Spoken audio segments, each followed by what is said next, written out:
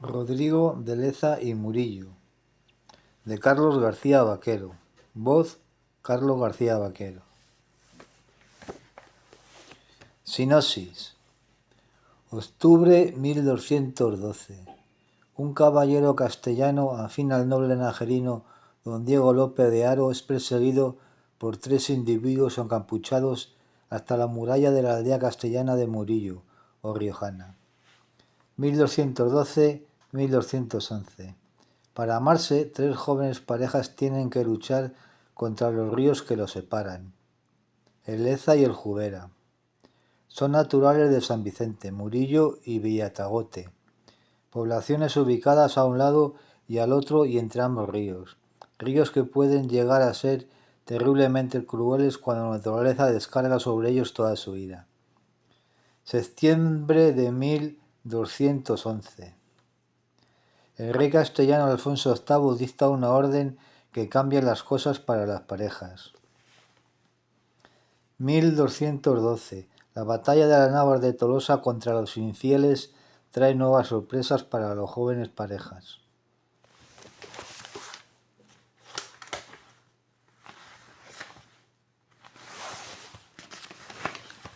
Capítulo 1. Este de Castilla, octubre 1212. Cuando el caballero se topó con 3 individuos encarándolo a unos 100 metros, los cuales ocultaban sus rostros tras oscuros velos de lino negro, supo perfectamente quiénes se encontraban tras las prendas. Dudó por unos instantes, empuñó la espada que guardaba en la vaina bajo la saya, espada ancha y larga, pero no la desenfundó al comprobar que los otros se separaron avanzando hacia él. Estos, además de las prendas que ocultaban sus rostros, vestían sayas oscuras y calzas. Huyó hacia el río entre las 2 viviendas de su derecha, dejando a sus perseguidores atrás, pero no muy atrás, pues uno de ellos le cortó el paso cuando se disponía a tomar la bajada que lo dejaría en el pedregoso río Jubera. Se lo quedó mirando. Iba armado con un grueso garrote que golpeaba contra el suelo como si quisiera comprobar su resistencia. Desenvainó la espada para esperarlo con ella en alto, en guardia alta. Mientras se le acercaba, sintió una presencia a sus espaldas. Hizo un amago de volverse, pero rectificó al ser consciente de que el del garrote aprovecharía para atacarlo. Huyó hacia la población perseguido por los otros, 2 de los cuales eran la presencia que sintió a sus espaldas. Volvió a la calle nacida de la construcción reciente de unas 20 viviendas, distribuidas a ambos lados de esta. Miró a un lado y al otro. Con la espada empuñada enfiló hacia la derecha buscando algún lugar donde despistar a sus perseguidores. Jadeante, ascendió la pequeña pendiente que lo dejó a las puertas de Murillo. Enfiló por una estrecha calle, donde descubrió una pequeña vivienda de piedra medio derruida. En el interior podría defenderse de sus perseguidores mucho mejor que en el exterior y, en caso de que peligrara su vida, escapar por alguna de las 3 o 4 aberturas que dejó el ornamento en las paredes, las cuales se dejaban ver desde donde él se encontraba. Al dar los primeros pasos en el interior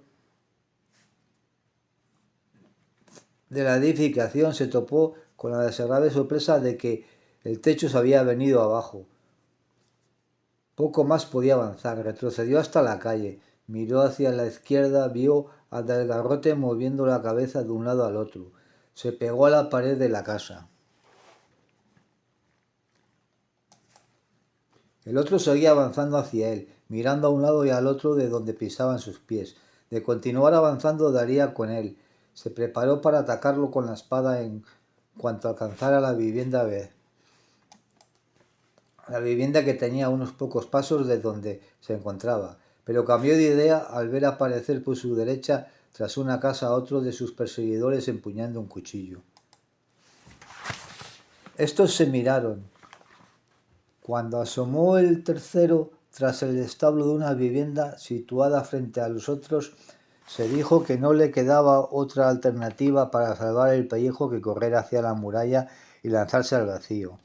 No era la primera vez que saltaba desde una altura parecida, unos 5 metros. Los otros, que continuaban ocultando su identidad tras los oscuros velos, llamaron la atención del tercero agitando los brazos. Encogiéndose de hombros, le respondió que no sabía dónde se habría metido el huido. El fugitivo, que miraba a unos y al otro con el rostro cargado de angustia, le cambió el semblante de preocupación por uno de esperanza.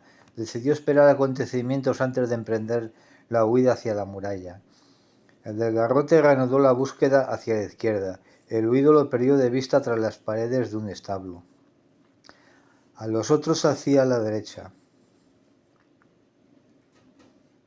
Cuando dejó de verlos, relajó la mano que empuñaba la espada. Se mantuvo estático durante unos minutos mirando a un lado y al otro. Se dirigió hacia la muralla con idea en mente de abandonar la población siguiendo su trazo.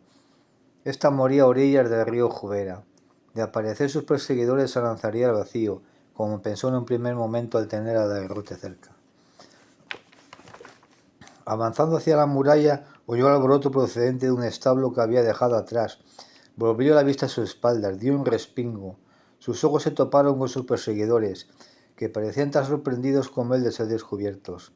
Mientras una zorra huía del establo con una gallina en la boca, desviando por un momento la atención de uno y de otros, el fugitivo reaccionó.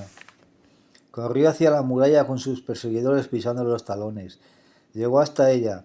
Desde el interior no tendría más que 1 metro de altura, pues había aprovechado la ladera del promontorio donde estaba ubicada Murillo para levantar la defensa. Miró hacia abajo, luego hacia los otros. La idea de huir lanzándose al vacío ya no le pareció la más acertada. Desenvainó la espada, se puso en guardia con ella en alto, presto a defender su vida, y la bajó al ver la identidad de sus perseguidores que se habían descubierto el rostro. Bajó la cabeza avergonzado. Dejó caer el arma a un lado. Lo siento, no sabéis cuánto lo siento, se disculpó. Una mano empuñando un cuchillo se adelantó.